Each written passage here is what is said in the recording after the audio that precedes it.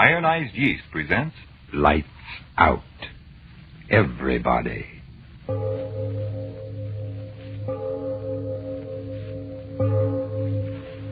It is later than you think.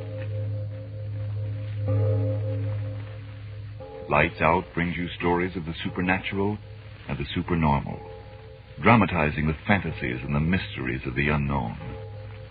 We tell you this frankly, so if you wish to avoid the excitement and tension of these imaginative plays, we urge you, calmly but sincerely, to turn off your radio now. My name, Arch Oboler. Tonight, a story I enjoyed writing for you because, well, frightening as the thought may be, it could happen.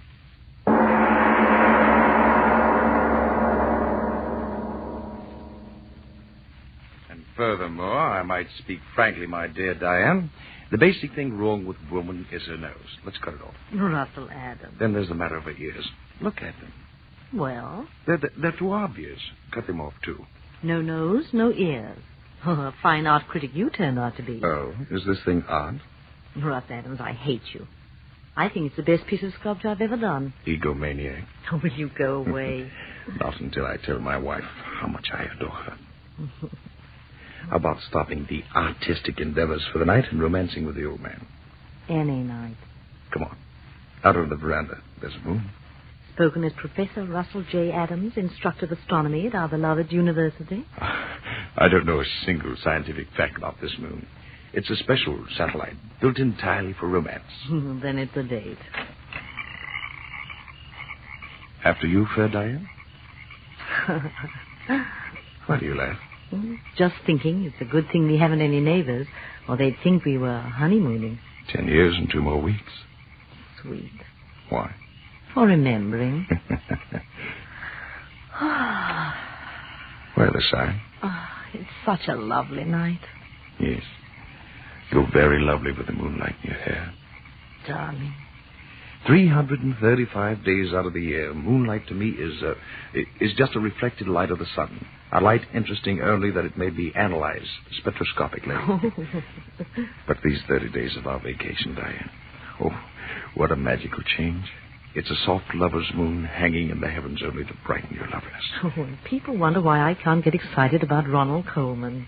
Coleman? Who's he? Spoken like a true professor. He's a motion picture star.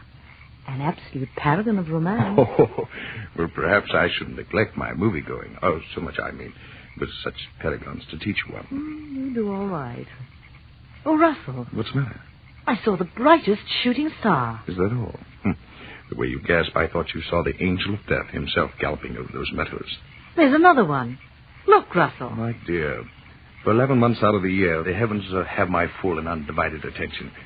Oh, but during this blessed month, let the heavens fall. I can't be bothered. I never saw such bright shooting stars. Yes, and another thing, my dear. As the wife of an accredited professor of astronomy, I think it no more than fitting that you give the phenomena that you observed its proper name, namely the fall of a meteor. There's another one. And another. Oh, Russ, how bright and beautiful. They travel at such a tremendous rate, the friction of our atmosphere burns them into a fiery vapor. There's more of them. Look, one after the other. I've never seen so many shooting stars. I mean so many meteors in all my life. Oh, so that's why you wanted me out here. You knew about this meteor shower, didn't you? It's one of heaven's free spectacles in this constellation. Every 3 years, and this happens to be the 3rd year. How frightening. Why frightening? Those great masses of stone and iron coming from who knows where in interstellar space, traveling millions and millions of miles and then going up in such glorious flame just as they reach the end of their journey. Not all goes to flame. Hundreds of them strike the earth each year. Well, Russell, there's no danger. Oh, no. The probabilities of being struck on the head by that cosmic rubbish is about 1,000 times more remote than winning a sweepstake without buying a ticket. Well, look. That one. The brightest of all. Wait, Diane. What's that? I don't know. Something from Look the up. sky. It's shooting star! Look out, Diane!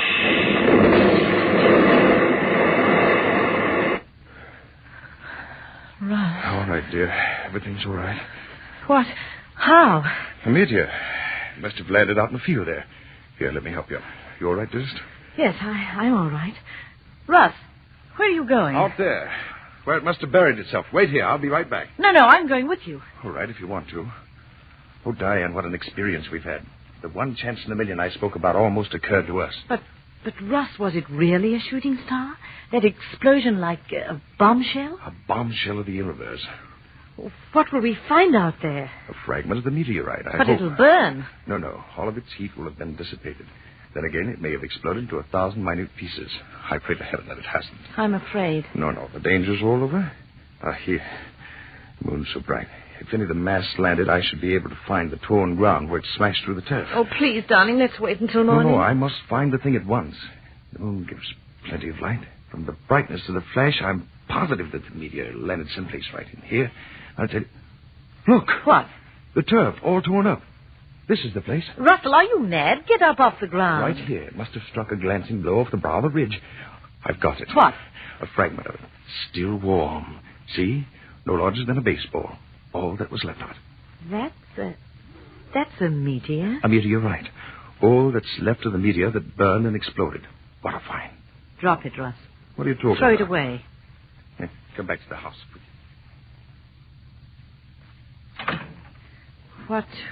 What are you going to do with it? Diane, what's the matter with you? Your face. I don't know. Somehow I'm afraid for all of us. Afraid? Good heavens, my dear. There's nothing dangerous about this. A mass metal that's 90% iron. Why, it's as harmless as any inert piece of metal. Come to the study.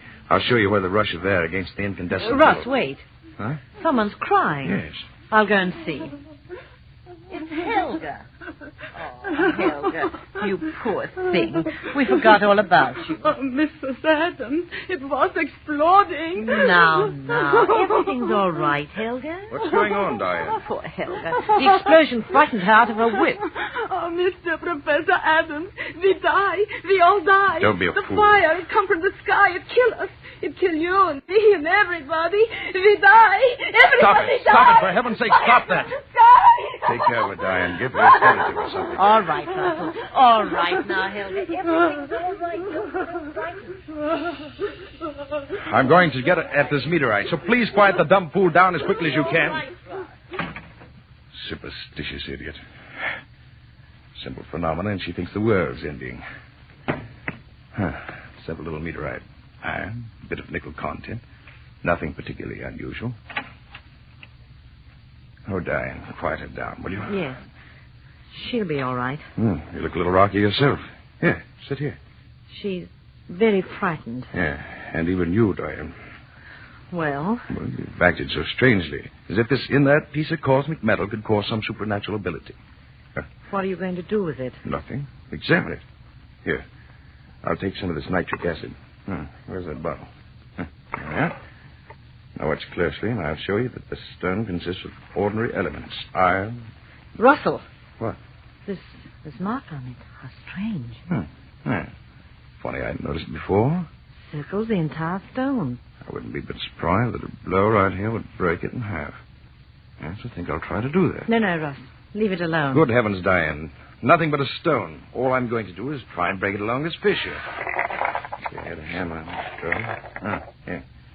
I wonder if the stone break. Almost solid metal. I'll try. By George, it did. Clean in half.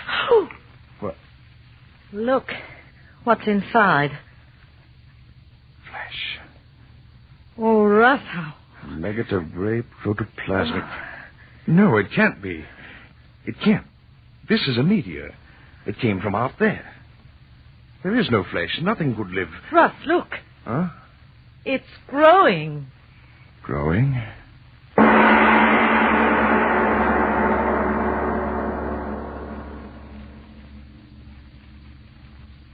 Ladies and gentlemen, a shooting star flashes out of the sky and falls to Earth. And in it something living from out of interstellar space. Yes, Yes, this is the time to take a breath before going on with tonight's Lights Out play, the story of Professor Adams and his wife and the thing from out beyond our world. A meteorite had fallen, and Professor Adams had broken it open, and there was a gray nugget of flesh inside, which, even as the professor and his wife stood watching, began to grow.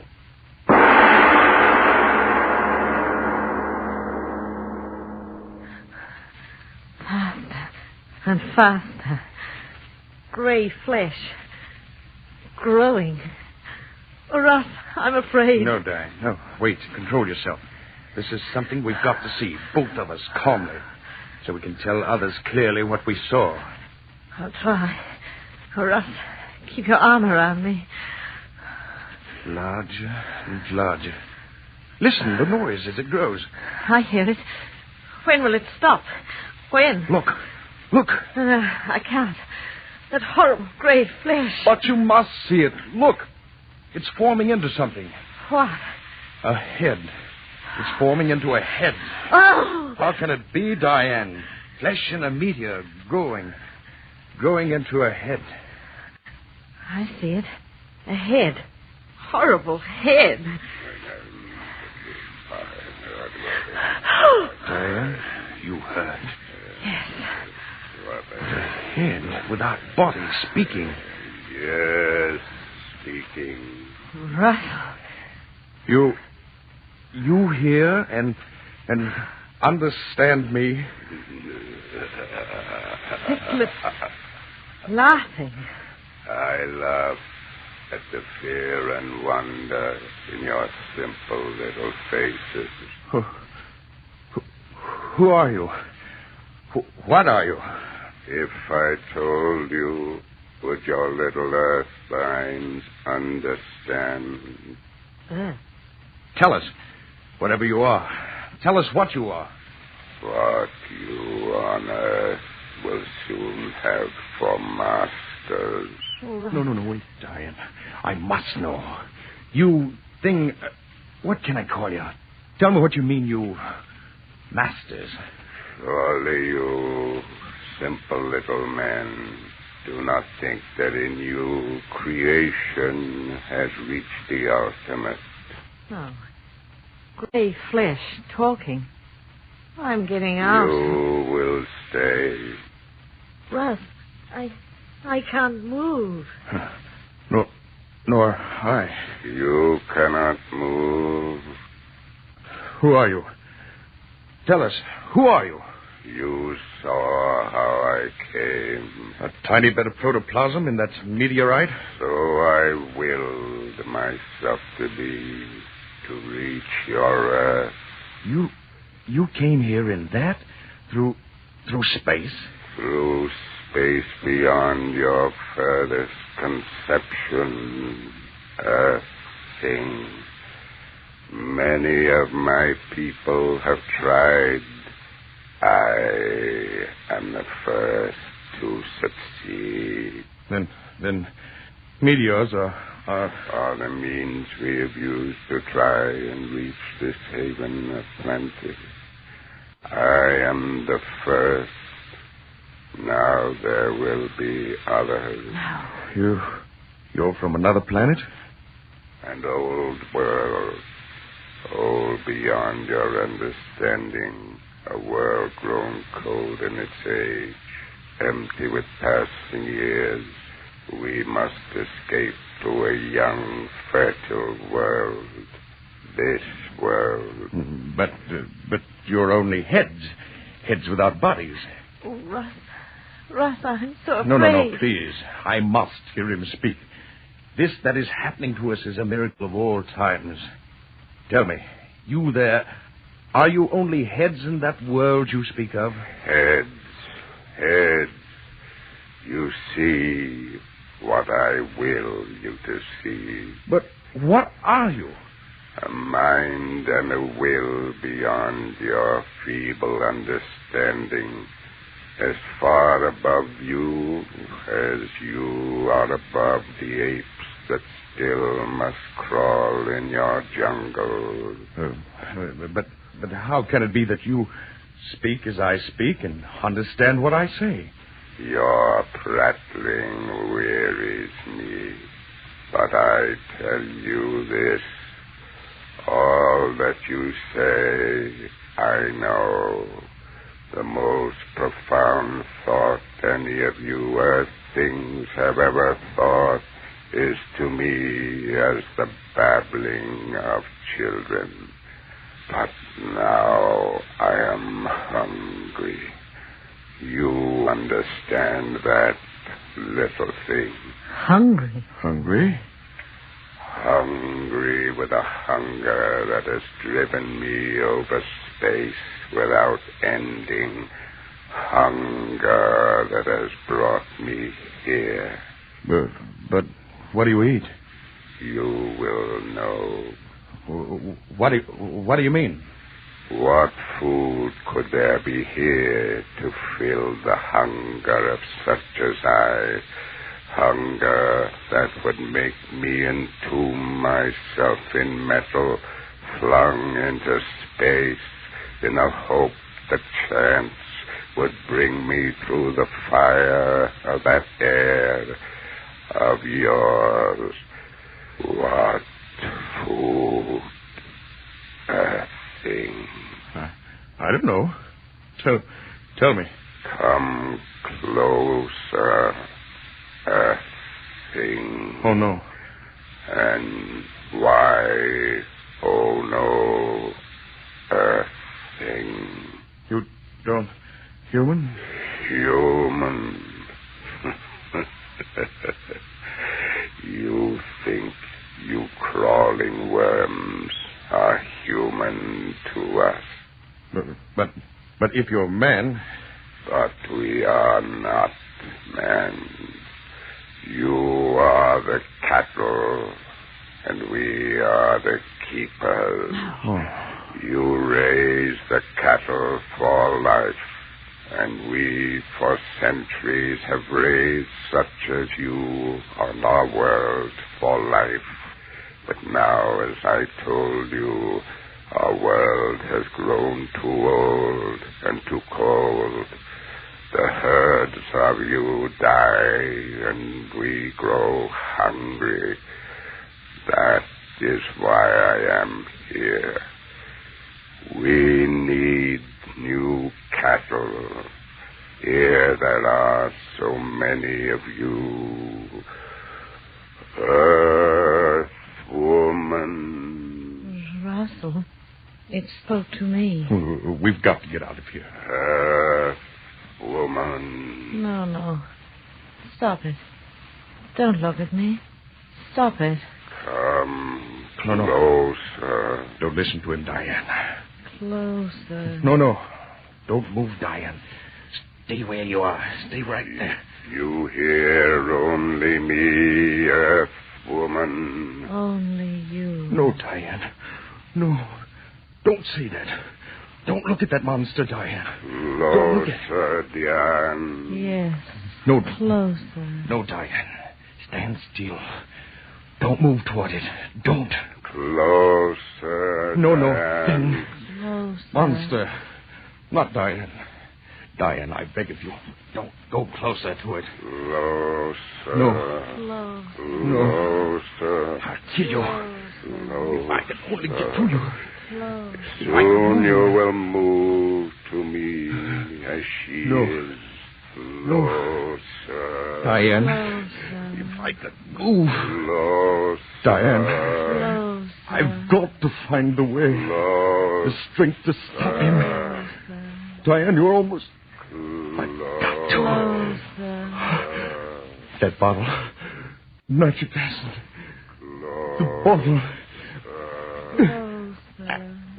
Got it. Closer. Yes. Close to Yes, me. close to you, monster. Take this.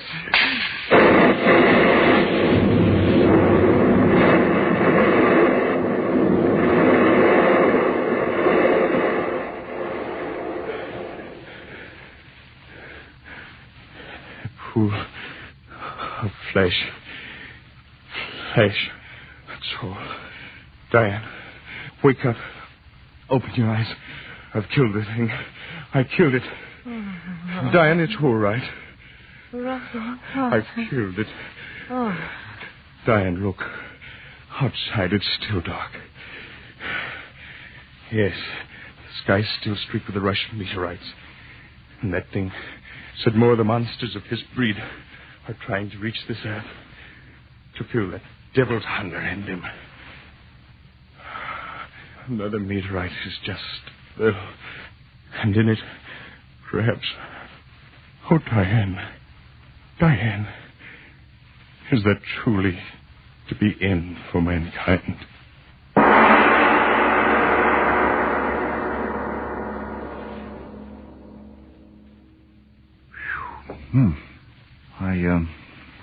Mr. Obler, will the end of the world come that way?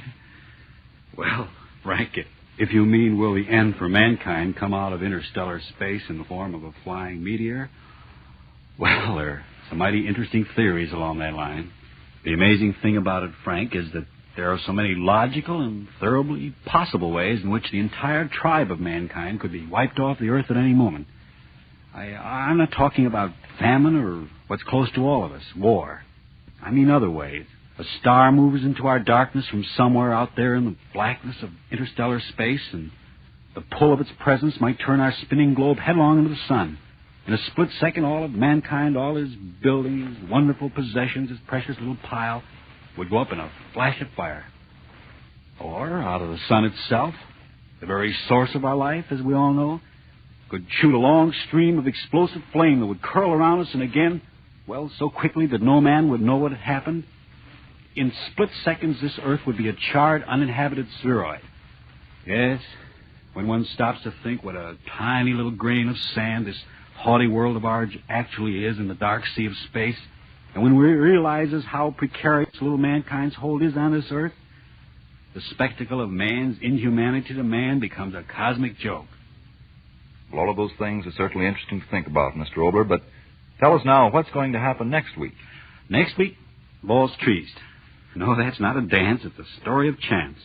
That unpredictable chance that makes one man a saint and the next man a Hitler. The flip of a coin, the turn of a card, the bend of a road. I think you'll like what we have to offer you, but as usual, next week. Lights Out will come to you again next Tuesday at this same time. Be sure to listen to Arch Obler's weird story of Valse Triest.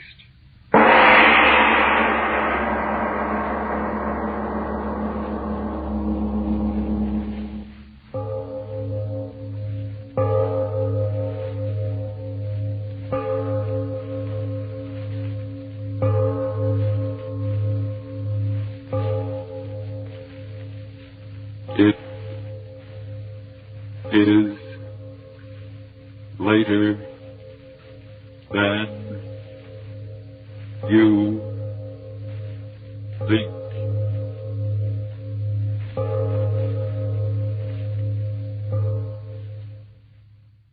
This is the Columbia Broadcasting